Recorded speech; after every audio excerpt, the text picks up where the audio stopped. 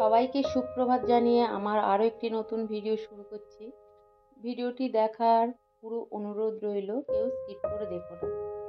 তো তোমরা প্রথমেই দেখছো আমি মন্দিরে চলে এসেছি, ঠাকুর মন্দিরে।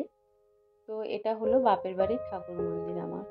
তো গোপুকে একটু রেডি করছি, তোমরা সবাই দেখতে পাচ্ছ আমি গোপু সোনাকে একটু রেডি করছি।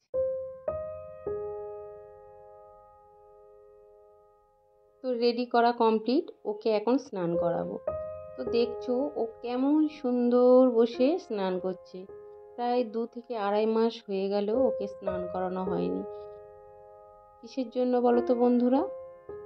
ওর যে সেবা করতো, হ্যাঁ আমার ভাইয়ের বউয়ের কথা বলছি, সে তো 2-2.5 মাস হলো আমাদের ছেড়ে চলে গেছে। ওই সেবা দিত এবং স্নানও করাতো। তো সে এখন নেই যেহেতু, আর মা তো করতেই পারবে না, মায়েদের হাতে এখনো আগুন আছে। তাই ঠাকুরমশাই বলেছেন এখন ঠাকুর ধরা যাবে না। তো আমি এলাম বাপের বাড়িতে, কি করব, মনে হলো গোপুকে একটু স্নান করিয়ে রেডি করে যাই। ওর গরমের জন্য পুরো সব খোলা ছিল, আমার মনে হলো ওকে এমনভাবে রেখেছে, খুব কষ্ট হলো। তাই ওকে আমি প্রতিদিন স্নান সারিয়ে একটা করে ড্রেস পরাতাম। তো ওর ড্রেস প্রচুর কেনা রয়েছে, সমস্ত সব জিনিস রয়েছে, কিন্তু গরমের জন্য কিছু পরানো হয় না। তো স্নান শেষ, ওকে সুন্দরভাবে তাওয়ালে দিয়ে একটু মুছিয়ে দিচ্ছি, গাটা আলতোভাবে একটু পরিষ্কার করে দিচ্ছি।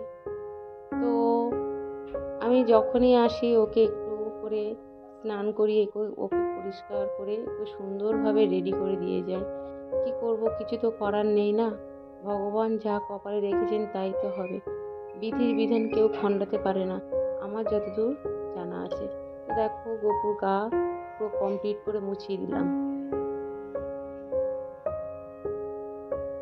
এবার ওকে একটা ছোট্ট প্যান্ট পরিয়ে দেবো, তোমরা দেখবে প্যান্টটা কতটুকু আর গোপু বা কতটুকু বলো। এবার প্যান্টটা সুন্দরভাবে ওকে পরিয়ে দিচ্ছি। তো প্যান্টটা পরিয়ে দিয়েই ওকে একটা সুন্দর একটা ড্রেস পরিয়ে দেবো। রাধে রাধে, হরে কৃষ্ণ।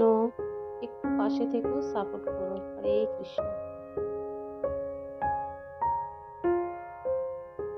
হরে কৃষ্ণ হরে কৃষ্ণ কৃষ্ণ কৃষ্ণ হরে হরে, হরে রাম রাম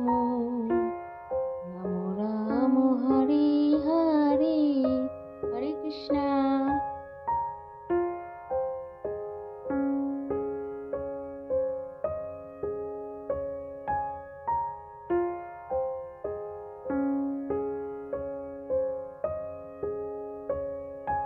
এবারে একটা ড্রেস পরিয়ে দিচ্ছি, কারণ আমি আবার কবে আসবো জানি না, তার জন্য একটা ড্রেস পরিয়ে দিয়ে যাচ্ছি। যে ড্রেসটা পরানো ছিল সেটাকে খুলে ধুয়ে দিলাম, আর একটা ড্রেস পরিয়ে দিয়ে যাচ্ছি। কি করবো বলো, কিছু করার নেই। দেখো ড্রেসটা পরে আমার গোপসোনাকে কেমন লাগছে তোমরা একটু কমেন্ট করে বলো, ঠিক আছে? রাধে রাধে, হরে কৃষ্ণ। গলার একটা হারও পরিয়ে দিচ্ছি। দেখো বন্ধুরা, এগুলো সব ও গুছিয়ে রেখে গিয়েছিল, সমস্ত সব ওর জন্য কেনা ছিল। একটা একটা করে জিনিস ওর জন্য সব গড়িয়েছিল বন্ধুরা। কি করব বলো, ভাগ্যের লিখন কেউ খণ্ডাতে পারে না, কখন কাজ চলে যেতে হবে কেউ বলতে পারে না। রাধে রাধে, হরে কৃষ্ণ। কেমন সুন্দর লাগছে আমার গোপসোনাকে একটু কমেন্ট করো তোমরা প্লিজ, একটু সাপোর্ট করো, পাশে থেকো এইভাবে। রাধে রাধে, হরে কৃষ্ণ।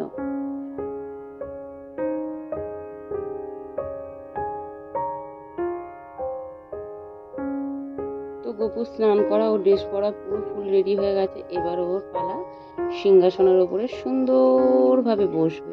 তো ওকে সুন্দর করে বসিয়ে দিচ্ছি ওর সিংহাসনের ওপরে।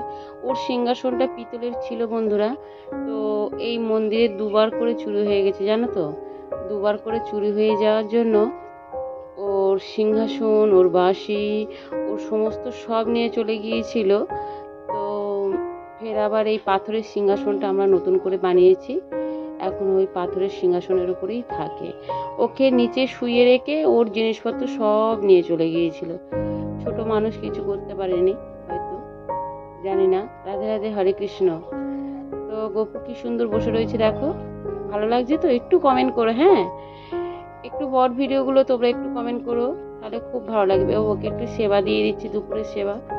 ওর পিতলের থালা গ্লাস, তোমরা হয়তো মনে করছো যে স্টিলের গ্লাসে স্টিলের থালাতে কেন খেতে দিচ্ছে দিদি ভাই, কিন্তু ওর না সমস্ত শখ ছিল জানো তো। ওর কেন, পুরো মন্দিরে সবার জন্য পিতলের থালা গ্লাস বাটি 2-3 বার করে মন্দির চুরি হওয়ার জন্য সব আবার নতুন করে করেছি, ওই স্টিলেই করেছি, কিছু করার নেই। 2বার করে মন্দির চুরি হয়ে গেছে। পিতলের ঘর টর সমস্ত, এই দেখতে পাচ্ছ তোমরা সামনেই একটা দেবীঘর বসানো রয়েছে, এই দেবীঘর বসানো রয়েছে দেখতে পাচ্ছ তো। এই দেবীঘরটাও কিন্তু পিতলের ছিল, 2-3টে পিতলের দেবীঘর ছিল।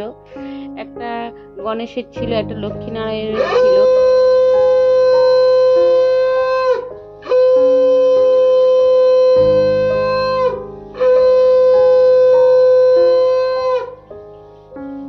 সেবা দেওয়া হলো, তাই 3বার একটু শাকে ধনেটা দিয়ে দিলাম, তোমরা দেখতে পেলে নিশ্চয়ই। তো ভিডিওটা জুড়ে যদি কোথাও একটু তোমাদের ভালো লেগে থাকে তো অবশ্যই লাইক কমেন্ট শেয়ার করো আর সাবস্ক্রাইব করতে ভুলো না, ঠিক আছে? তো চলো সবাই মিলে একবার বলি রাধে রাধে, হরে কৃষ্ণ। সবাই একটু সাপোর্ট করো, রাধে রাধে।